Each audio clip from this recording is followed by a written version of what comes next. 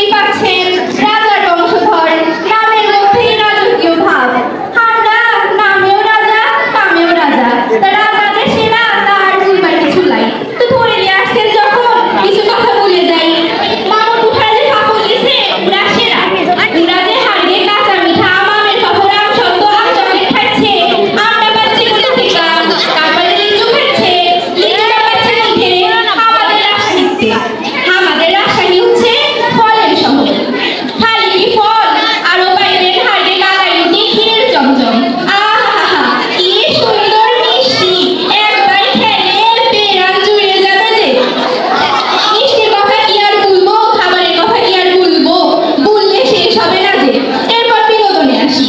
আমাদের রাজশাহীর মেয়া মাখিয়া মাখি হার্ট থ্রব লাইকা ওর সিনেমা দেখা নিয়ে সিনেমা হল ভরে যায় যে।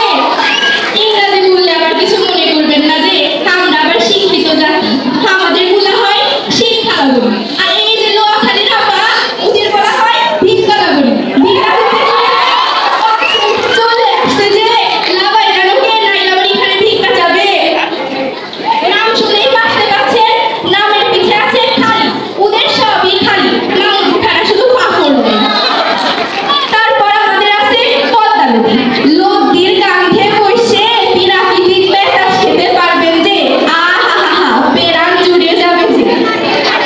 এই যে পুরান ঢাকার মামুর উঠা খালি ফাফড় নাই, ওরা তো দূষণে দূষণে দেশটা নষ্ট করছে। এরপর আসি দেশের প্রথম শহীদ মিনার কোথায় ছিল, আমাদের রাজশাহীতে ছিল। আমরা হারা দেশের জন্য জীবন দিছি আগে, হারা ভাষার জন্য জীবন দিছি আগে। তাই না, আমাদের ভাষা হচ্ছে সেরা ভাষা, আমরা হলাম সেরা।